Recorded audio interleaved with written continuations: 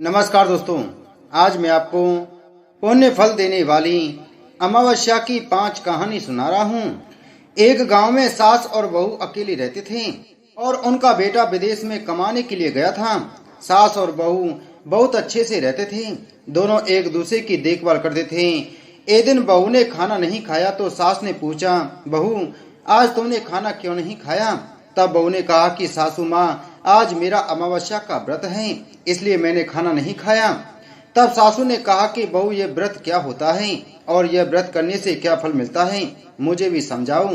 तब बहू ने कहा कि सासू माँ, अमावस्या का व्रत करने से बहुत पुण्य मिलता है, घर में अन्न धन बना रहता है, सुख शांति रहती है तथा अटल सुहाग मिलता है और पुत्र प्राप्ति होती है। इस व्रत में प्रत्येक वर्ष अलग अलग खाना खाया जाता है और विष्णु भगवान के मंदिर में चढ़ावा चढ़ाया जाता है या फिर किसी ब्राह्मण को दान दिया जाता है। इस व्रत में पहले साल शक्कर, घी और चावल से बना खाना खाया जाता है। पहले साल व्रत पूर्ण होने के बाद 1.25 किलो चावल और 1 कटोरी घी तथा 1 कटोरी शक्कर का दान किसी ब्राह्मण को दान दिया जाता है। दूसरे साल जौ, घी और शक्कर से बना खाना खाया जाता है। जब दूसरे साल व्रत पूर्ण हो जाए तो 1.25 किलो जौ, 1 कटोरी घी तथा 1 कटोरी शक्कर किसी मंदिर में चढ़ाएं या फिर किसी ब्राह्मण को दान देना होता है। तीसरे साल गुड़, तिल और घी से बने व्यंजन खाने चाहिए। जब तीसरे साल का व्रत पूर्ण हो जाए तो आधा किलो तिल, गुड़ तथा 1 कटोरी घी किसी मंदिर में चढ़ाया जाता है या किसी ब्राह्मण को दान दिया जाता है। इसे ही अमावस्या व्रत कहा जाता है। फिर बहू ने कहा कि इस व्रत का अगर संकल्प लेते हैं तो इसे पूरा करना जरूरी होता है। अगर पूरा नहीं कर सकते हैं तो सास बहू में झगड़ा और घर में अशांति आती है। तब सासू ने कहा कि मेरी तो उम्र हो गई है, लेकिन तुम यह व्रत करो, और बहू यह व्रत का आरंभ करती है। लेकिन एक दिन बहू ने किसी के कहने पर गेहूं से बनी रोटी खा ली और अमावस्या माता इस बात से नाराज हो गईं। जो सास और बहू बहुत ही प्यार से रहती थीं, इन दोनों में झगड़े होने लगे। सभी गांव वाले भी हैरान हो गए कि यह सब क्या हो रहा है। सास अपनी बहू को कहने लगी कि तुम जब से हमारे घर में बहू बन के आई हो तब से हमारे घर की लक्ष्मी चली गई है, तुम हमारे लिए शुभ नहीं हो। तब बहू ने कहा कि आपके घर की लक्ष्मी चली गई है तो कहाँ मिलेगी, मुझे बताओ, मैं लक्ष्मी को लेकर आऊंगी। तब सासू ने कहा कि लक्ष्मी तुमको समुद्र के बीच में भगवान विष्णु के पैर दबाते हुए मिलेंगी। तब बहू यह कहकर चली गई कि अब जब तक मैं लक्ष्मी को लेकर नहीं आऊंगी तब तक इस घर में पैर नहीं रखूंगी। इतना कहकर बहू लक्ष्मी जी को खोज में निकल जाती है। जब बहू लक्ष्मी को खोजने के लिए निकलती है तब उसे बीच रास्ते में एक गाय माता मिलती है। वह बहू से पूछती है कि आप कहाँ जा रही हैं? तब बहू ने कहा कि हे गाय माता, मेरी सासू मुझसे कहती है कि मेरे आने से उनके घर में अन्न धन की कमी हो गई है और उनके घर की लक्ष्मी चली गई है, तो मैं लक्ष्मी लेने जा रही हूँ। तब गाय माता ने कहा कि बेटी, अगर तुम जा रही हो तो भगवान से मेरे बारे में भी पूछ लेना। तब वो बोलती है कि ठीक है गाय माता, बताओ मैं आपके बारे में क्या पूछ लूंगी। तब गाय माता बोलती है कि मेरा जब भी बछड़ा होता है वह मर जाता है, जिंदा नहीं रहता। तुम भगवान से पूछ लेना कि मेरे साथ ऐसा क्यों हो रहा है, मैंने ऐसे कौन से कर्म किए हैं। तब बहू बोली, गाय माता, मैं आपके बारे में जरूर पूछ लूंगी। यह कहकर बहू आगे बढ़ती है। तब आगे जाते ही बहू को एक घोड़ी मिलती है जिसके गले में घंटी बंधी हुई होती है। घोड़ी ने भी कहा कि बेटी, तुम मेरे दुख का निवारण भी भगवान से पूछ लेना। तब बहू ने कहा जरूर पूछ लूंगी। यह कहकर बहू आगे बढ़ती है। आगे जाते ही बहू को एक अंधा और बहरा बुजुर्ग मिलता है। वह भी बहू से अपनी समस्या भगवान से पूछने के लिए कहता है। तब बहू उसकी समस्या भी भगवान से पूछने का कहकर आगे बढ़ती है। आगे जाते ही बहू को एक बूढ़ी औरत मिलती है जो हाथ पैर से अपाहिज होती है। वह भी बहू से अपनी समस्या भगवान को पूछने के लिए कहती है। तब बहू उसकी समस्या भी पूछने के लिए तैयार हो जाती है और आगे बढ़ती है। आगे जाते ही बहू थक जाती है और एक आम के पेड़ के नीचे बैठ जाती है। तब आम का पेड़ खुश होकर बहू से पूछता है कि बेटी, तुम कहाँ से आई और कहाँ जा रही हो? तब बहू बताती है वह लक्ष्मी को लेने जा रही है। तब पेड़ भी अपनी समस्या भगवान से पूछने के लिए कहता है कि मेरे पेड़ पर लगे आम खट्टे ही क्यों होते हैं, इस बारे में भगवान को जरूर पूछना। तब बहू उसकी समस्या लेकर आगे बढ़ती है। आगे जाते ही बहू को एक तलाई मिलती है। वह भी बहू को बताती है कि तुम भगवान से पूछना कि मेरे तलाई का पानी इतना मैला क्यों है, कोई भी इसे नहीं पीता है। तब बहू कहती है, जरूर पूछ लूंगी, और आगे कहकर बढ़ जाती है। बहुत दिन जंगल में चलते चलते बहू थक गई। उसे भूख भी लग रही थी, लेकिन खाने को नहीं मिलने से वह थक गई और जंगल में बेहोश होकर गिर पड़ी। उसी समय भगवान विष्णु और माता लक्ष्मी का वहां विचरण करते हुए आ गए। तब माता लक्ष्मी विष्णु जी से कहने लगी कि हे नाथ, यह आपकी बहुत बड़ी भक्त हैं, आप इसके दुखों का निवारण करो। तब भगवान विष्णु कहने लगे कि संसार में बहुत जीव दुखी हैं, सभी अपने अपने कर्मों का फल भोग रहे हैं, किस किस के दुख का निवारण मैं करूं। तब माता लक्ष्मी ने विष्णु से विनती की और कहा कि वह भूखी प्यासी हैं और इसे यहाँ अगर ऐसे ही छोड़ दिया तो जंगली जानवर उसे अपना शिकार बना देंगे। माता लक्ष्मी की बात सुनकर भगवान विष्णु एक साधु का वेश धारण करके और बहू के पास आए और उसे होश में लाया। बहू के होश में आते ही साधु वेश में भगवान उससे पूछने लगे कि वह यहाँ क्यों आई है और कहाँ जा रही है। तब बहू पूरी बात बताती है। उसकी बात सुनकर भगवान विष्णु और माता लक्ष्मी प्रकट होते हैं। उनके साथ अमावस्या माता भी प्रकट होती है। बहू उनके चरणों में गिरकर वंदना करती है। अमावस्या माता बहू को कहती है कि बेटी, तूने मेरे व्रत को खंडित किया है, इसी की सजा मिली है तुम्हें, लेकिन अब मैं तुम्हें माफ करती हूँ और तुम घर जाओ। तुम्हारा घर अन्न धन से संपन्न होगा, तुम्हारा घर सुंदर महल में बदल जाएगा और तुम्हारी सभी मनोकामना पूर्ण होंगी। यह सब होने के पश्चात बहू रास्ते में जो भी मिला उन सभी के दुखों का निवारण करने के लिए विनती करने लगी। तब भगवान विष्णु बोलने लगे कि गाय ने कभी अपना दूध किसी को नहीं पिलाया, इस वजह से उसके बछड़े जिंदा नहीं रहते हैं। तुम उसका दूध पी लेना, जिससे उसके बछड़े जिंदा रहने लगेंगे। घोड़ी पिछले जन्म में आटा पीसने वाली महिला थी, वह किसी को आटा पीस के नहीं देती थी, इसलिए उसके गले में चक्की के पाट बंधे हुए हैं। तुम उसके पाट खोल देना, वह बिल्कुल ठीक हो जाएगी। बुजुर्ग कभी भगवान के मंदिर नहीं गया और न ही उसने कभी भगवान के भजन सुने, तुम उसको मंदिर ले जाना और दर्शन करवा देना, वह ठीक हो जाएगा। बुजुर्ग महिला जो थी उसने कभी भी अपनी जवानी में दान पुण्य नहीं किया, इसलिए उसे यह सजा मिली है। तुम उससे दान करवा देना तो उसकी विकलांगता दूर हो जाएगी। उस आम के पेड़ ने कभी किसी बच्चे को अपने आम खाने नहीं दिए, इसलिए उसके सभी आम खट्टे होते हैं। तुम उस पेड़ का एक आम खा लेना, उस पेड़ पर मीठे आम आ जाएंगे। तलाई का पानी पिछले जन्म में देवरानी जेठानी थी, वह हमेशा झगड़ती रहती थी, इसलिए उसका पानी मैला है। तुम उसका पानी पी लेना, वह तलाई शुद्ध हो जाएगी। बहू ने भगवान विष्णु, माता लक्ष्मी और अमावस्या माता को नमन करके घर जाने को निकल पड़ी और रास्ते में उसे जो भी मिला उनके सभी समस्या भगवान के कहे अनुसार दूर करने लगी। सभी उसे आशीर्वाद देने लगे। घर जाते ही उसका घर एक सुंदर महल में परिवर्तित हो गया तथा घर में अन्न धन के भंडार लग गए। अब बहू सासू से कहने लगी कि सासू माँ, आपने सच कहा था, मैं आपके लिए शुभ नहीं हूँ। मेरे जाने से ही आपके घर में लक्ष्मी आई है, अब आप यहाँ रहें, मैं मरने जा रही हूँ।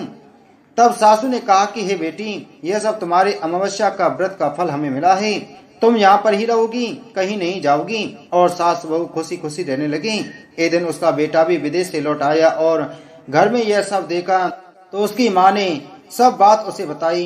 इस तरह वह लोग खुशी खुशी रहने लगे। हे अमावस्या माता, जैसा आपने बहू की मनोकामना पूरी की, वैसी आप सभी की मनोकामना पूरी करना। प्राचीन काल में धर्मवर्ण नाम के एक ब्राह्मण हुआ करते थे। वे बहुत ही धार्मिक और ऋषि मुनियों का आदर करने वाले व्यक्ति थे। एक बार उन्होंने किसी महात्मा के मुख से सुना कि कलयुग में भगवान विष्णु के नाम स्मरण से ज्यादा पुण्य किसी भी कार्य में नहीं है। धर्मवर्ण ने इस बात को आत्मसात कर लिया और संसारिक जीवन छोड़कर संन्यास लेकर भ्रमण करने लगा। एक दिन घूमते हुए वह पितृलोक पहुंचा। वहां धर्मवर्ण के पितर बहुत कष्ट में थे। पितरों ने उसे बताया कि उनकी ऐसी हालत तुम्हारे संन्यास के कारण हुई है, क्योंकि अब उनके लिए पिंडदान करने वाला कोई शेष नहीं है।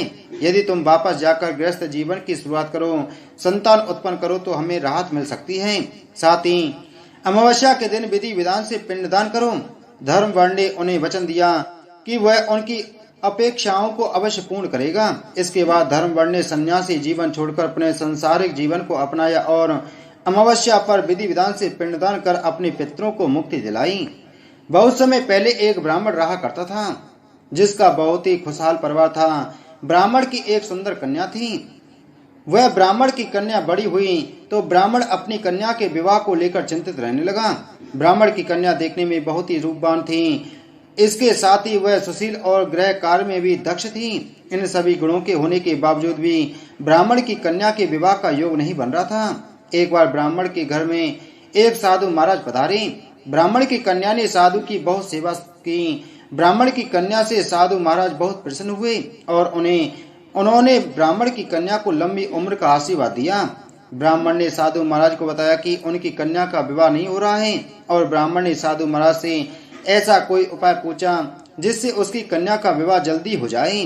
तब साधु महाराज ने विचार करके ब्राह्मण को बताया कि बहुत दूर एक गांव में एक औरत रहती है जिसका नाम सोना है और वह औरत धोबिन है। साधु महाराज ने बताया कि सोना धोबिन एक बहुत ही पतिव्रता स्त्री है।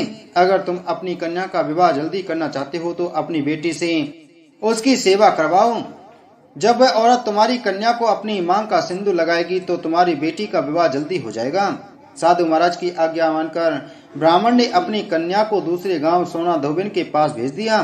धोबिन अपने घर में अपने बेटे और बहू के साथ रहती थी। ब्राह्मण की बेटी सुबह जल्दी सोकर उठ जाती थी और सोना धोबिन के घर के सारे काम करती थी। 2-3 दिनों तक सब कुछ ठीक चलता रहा। जब धोबिन ने देखा कि उसकी बहू प्रातःकाल जल्दी उठकर सारे काम निपटाकर फिर से सो जाती है, तब उसने अपनी बहू से काम के विषय में पूछा। तब धोबिन की बहू ने बताया कि उसे लगता है कि यह सारे काम आप करती हैं। तब धोबिन ने विचार किया कि अगली सुबह जल्दी उठकर छुपकर देखें कि घर के सारे काम कौन करता है। अगले दिन जब धोबिन सुबह जल्दी उठकर छुपकर देखने लगी कि घर के सारे काम कौन करता है, तब उसने देखा कि ब्राह्मण की बेटी ने आकर उसके घर के सारे काम किए। तब ब्राह्मण की बेटी को धोबिन ने पकड़कर पूछा। तब ब्राह्मण की कन्या ने अपनी सारी कहानी सोना धोबिन को सुनाई। ब्राह्मण की कन्या की कहानी सुनकर धोबिन ने अपनी मांग का सिंदूर निकालकर ब्राह्मण की कन्या को लगाया। जैसे ही सोना धोबिन ने अपनी मांग का सिंदूर ब्राह्मण की कन्या को लगाया, वैसे ही धोबिन के पति का देहांत हो गया। इस दिन अमावस्या थी। अपने पति की मृत्यु से धोबिन दुखी होकर दौड़ते दौड़ते पीपल के पेड़ के पास गई।